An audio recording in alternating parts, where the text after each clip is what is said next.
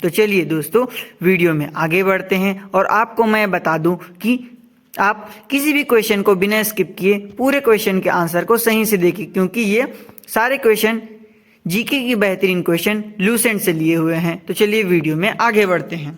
तो दोस्तों यहाँ हमारे लिए पहला क्वेश्चन दिया गया है कि कौन छत्तीसगढ़ की जनजाति में से एक नहीं है। दोस्तों यहाँ पर हमें नहीं है वाला देखना है। तो यहाँ पर ऑप्शन ए हो जाएगा इरूलर, ऑप्शन बी हो जाएगा मुरिया, ऑप्शन सी हो जाएगा गोड और ऑप्शन डी हो जाएगा ध्रुवा। दोस्तों आपको यदि किसी क्वेश्चन का आंसर पता हो पहले से ही तो आप हमें कमेंट करके नीचे बता सकते हैं, और नहीं बता सकते हैं तो हम आपको राइट आंसर तो बताएंगे ही। तो दोस्तों हमें पता है कि इसका जो राइट आंसर हो जाएगा वो हो जाएगा ऑप्शन नंबर ए इरूलर। इरूलर यानी ऑप्शन ए हमारा राइट आंसर हो जाएगा। तो चलिए दोस्तों आगे क्वेश्चन में बढ़ते हैं। क्वेश्चन 2 यहाँ पर दिया हुआ है, छत्तीसगढ़ में भिलाई इस्पात संयंत्र की स्थापना किस प्रमुख विश्व शक्ति की सहायता से हुई थी। यहाँ पर देखिए ऑप्शन दिए हुए हैं, संयुक्त राष्ट्र अमेरिका, ऑप्शन बी है सोवियत संघ, ऑप्शन सी हो जाएगा जर्मनी और ऑप्शन डी हो जाएगा ब्रिटेन। दोस्तों यहाँ पर पूछा गया है छत्तीसगढ़ में जो भिलाई इस्पात संयंत्र है इसकी स्थापना किस प्रमुख विश्व शक्ति के सहयोग से की गई थी। तो दोस्तों हमें पता है इसका जो राइट आंसर हो जाएगा ऑप्शन नंबर बी हो जाएगा सोवियत संघ, या option number B right answer हो जाएगा, सोवियत संघ की सहायता से इसकी स्थापना की गई थी। तो क्वेश्चन नंबर 3 में बढ़ते हैं। हम लोग देखते हैं इसमें पूछा गया है कि छत्तीसगढ़ की सबसे बड़ी जनजाति, छत्तीसगढ़ की जो सबसे बड़ी यानी लार्जेस्ट जनजाति है वे कौन सी है। क्या वे गोंड है, ऑप्शन नंबर बी हो जाएगा मुड़िया, ऑप्शन नंबर सी हो जाएगा उराव, ऑप्शन नंबर डी हो जाएगी बैगा। तो दोस्तों छत्तीसगढ़ की जो सबसे प्रमुख जो जनजाति या सबसे बड़ी जनजाति हम लोग जिसे कहते हैं वे हो जाएगा गोंड, यानी ऑप्शन नंबर ए गोंड जो जनजाति है, ऑप्शन ए जो हो जाएगा राइट आंसर हो जाएगा हमारा। गोंड जो छत्तीसगढ़ की सबसे बड़ी जनजाति है। तो दोस्तों चौथे क्वेश्चन में हम लोग देखते हैं कि छत्तीसगढ़ के किस जिले में उराव जनजाति निवास नहीं करती है। छत्तीसगढ़ के किस जिले में जो उराव जनजाति है वे निवास नहीं करती है। तो दोस्तों इसका ऑप्शन नंबर ए हो जाएगा सरगुजा, ऑप्शन नंबर बी हो जाएगा कोरिया, ऑप्शन नंबर सी हो जाएगा जशपुर और ऑप्शन नंबर डी हो जाएगा कबीरधाम। तो दोस्तों इसका जो राइट आंसर हो जाएगा वे option number D Kabirdham. Kabirdham जिले में उराव जो जनजाति है वे निवास नहीं करती है। तो चलिए बढ़ते हैं अगले क्वेश्चन की ओर। क्वेश्चन नंबर 5 यहाँ पर दिया हुआ है। इसमें पूछता है कि छत्तीसगढ़ की प्रमुख जूट मिलें, जूट की जो मिल होती है जिसे मोहन जूट मिल कहा जाता है किस जिले में स्थित है। छत्तीसगढ़ की जो प्रसिद्ध जो जूट मिल है जिन्हें मोहन जूट कहा जाता है वो किस जिले में स्थित है। तो यहाँ पर ऑप्शन नंबर ए हो जाएगा दंतेवाड़ा, ऑप्शन नंबर बी हो जाएगा रायपुर, ऑप्शन नंबर सी हो जाएगा नारायणपुर और ऑप्शन नंबर डी हो जाएगा Raigarh. Option number D Raigarh हो जाएगा। तो दोस्तों इसका जो राइट आंसर हो जाएगा वो हो जाएगा option number D Raigarh. Raigarh में सभी जो मोहन जूट मिले हैं वे रायगढ़ में है। ऑप्शन नंबर डी जो हो जाएगा इसका राइट आंसर हो जाएगा। तो हम लोग बढ़ते हैं क्वेश्चन नंबर 6 की ओर। जो क्वेश्चन नंबर 6 में देखते हैं हम लोग, यहाँ क्वेश्चन नंबर 6 में पूछा गया है कि भंडम नृत्य किस जनजाति में सर्वाधिक लोकप्रिय है। जो भंडम नृत्य है वे किस जनजाति में सबसे ज़्यादा लोकप्रिय है। तो यहाँ पर ऑप्शन नंबर ए हो जाएगा कोरबा, ऑप्शन नंबर सी हो जाएगा उराव, ऑप्शन नंबर सी हो जाएगा भारिया और ऑप्शन नंबर डी हो जाएगा नागेश्वर। जो भंडम जो नृत्य है ना वे दोस्तों हमें पता है कि ऑप्शन नंबर सी जो हो जाएगा मतलब भारिया। ऑप्शन नंबर सी मैं आपको यहाँ पर दिखा देता हूँ कि ऑप्शन नंबर सी जो भारिया हो जाएगी वे भरम नृत्य सर्वाधिक लोकप्रिय नृत्य है भरिया।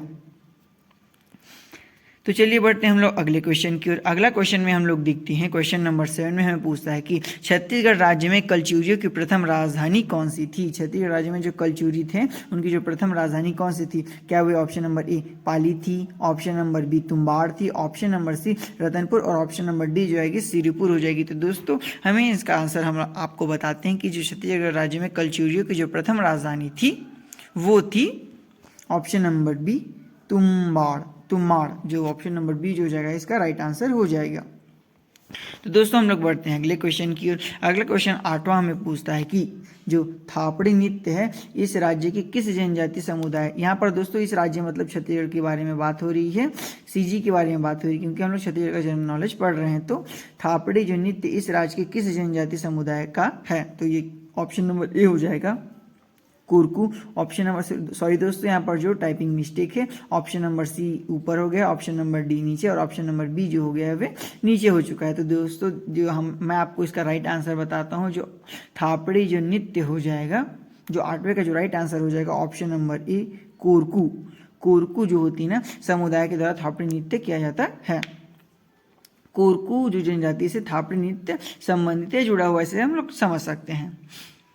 तो दोस्तों क्वेश्चन नंबर 9 को देखते हैं हम लोग। 9 का जो पूछा गया है, छत्तीसगढ़ राज्य में वन आच्छादित जो क्षेत्र है वे कितने प्रतिशत है? क्या वो ऑप्शन नंबर ए 40.27% है, ऑप्शन नंबर बी 43.93% है, ऑप्शन नंबर सी हो जाएगा 38.66% है, या ऑप्शन नंबर डी 30.27% है। तो दोस्तों मैं आपको इसका राइट आंसर बताते हुए चलता हूँ कि जो छत्तीसगढ़ राज्य में वन आच्छादित जो क्षेत्र है वे ऑप्शन नंबर बी 43.93% हो जाएगा। ऑप्शन नंबर 20 का जो राइट आंसर होगा।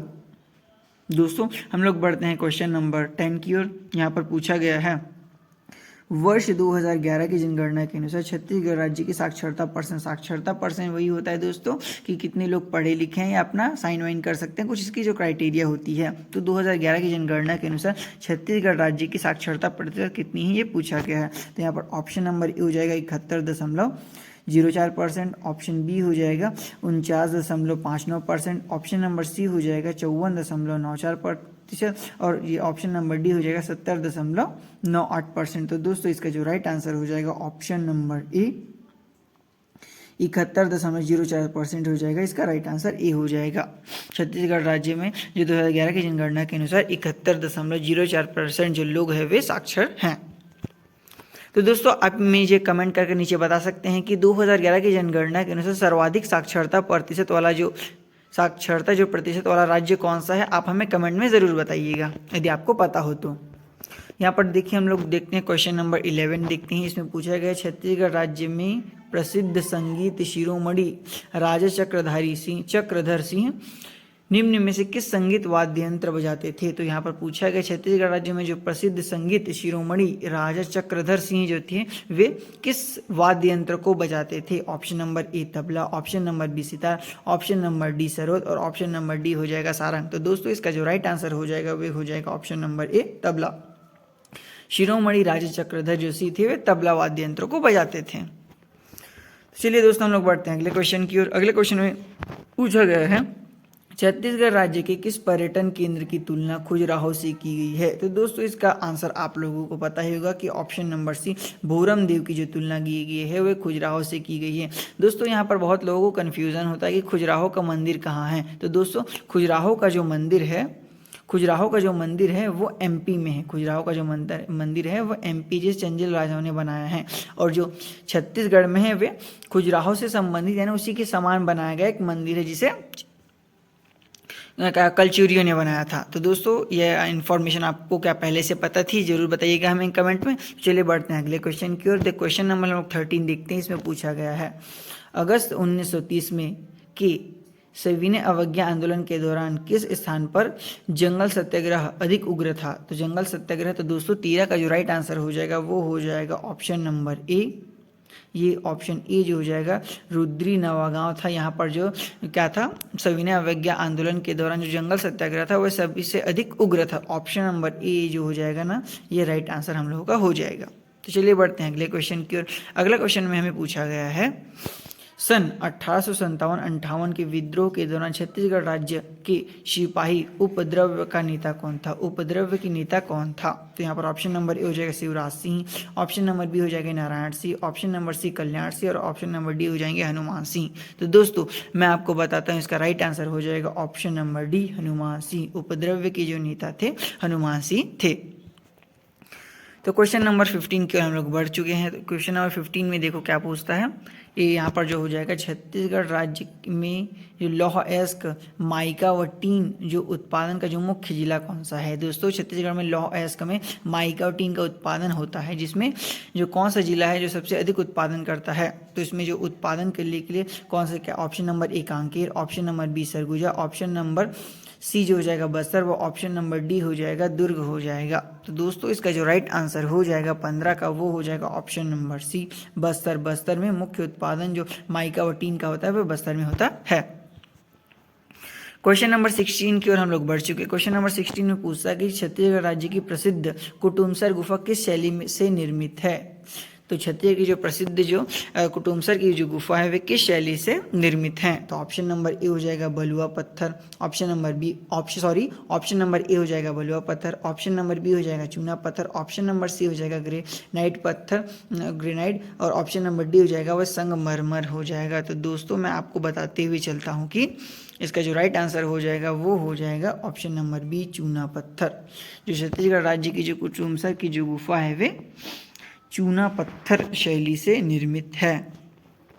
अगला क्वेश्चन देखते हैं हम लोग, क्वेश्चन नंबर 17 देखते हैं। तो इसमें पूछा गया है एशिया का जो प्रथम जीवमंडल राष्ट्रीय उद्यान यानी बायोस्फीयर नेशनल पार्क स्थित है। जो का इसमें पूछा गया एशिया का जो प्रथम जीवमंडल राष्ट्रीय उद्यान स्थित है, कहाँ स्थित है? क्या वो बस्तर में स्थित है, रायगढ़ में, सरगुजा में, और ऑप्शन नंबर डी ये रायपुर है, रायपुर। तो यहाँ पर दोस्तों मैं आपको बताते हुए चलता हूँ इसका जो राइट आंसर हो जाएगा 17 का वो हो जाएगा ऑप्शन नंबर ए बस्तर। प्रथम जो जीवमंडल राष्ट्रीय उद्यान है वो बस्तर में स्थित है। दोस्तों चलिए बढ़ते हैं हम लोग क्वेश्चन नंबर 18 की ओर। 18 में पूछा गया है हमें कि छत्तीसगढ़ राज्य की गौंड जनजाति जो गौंड जनजाति है में निम्न में से कौन सा विवाह प्रचलित है जिसमें वर जो वधु के द्वारा अपहरण किया जाता है? तो दोस्तों एक बार हम फिर इस क्वेश्चन को पढ़ते हैं। इसमें पूछा गया है छत्तीसगढ़ राज्य की जो गौंड जनजाति में निम्न में से कौन सा विवाह प्रचलित है जिसमें जो वर होता है वे वधु का अपहरण किया जा सकता है? दोस्तों ये थोड़ा अजीब सा रिवाज है गौड़ जनजाति के द्वारा। इसमें पूछा गया कौन सा जो वर जो होता है वे वधु का अपहरण करता है, तो कौन सी गौड़ जनजाति है? तो ऑप्शन नंबर ए हो जाएगा लमसेना हो जाएगी, ऑप्शन नंबर बी हो जाएगा परिंगधन हो जाएगा, ऑप्शन नंबर सी हो जाएगा गुरावट, और ऑप्शन नंबर डी हो जाएगा पायसोतुर।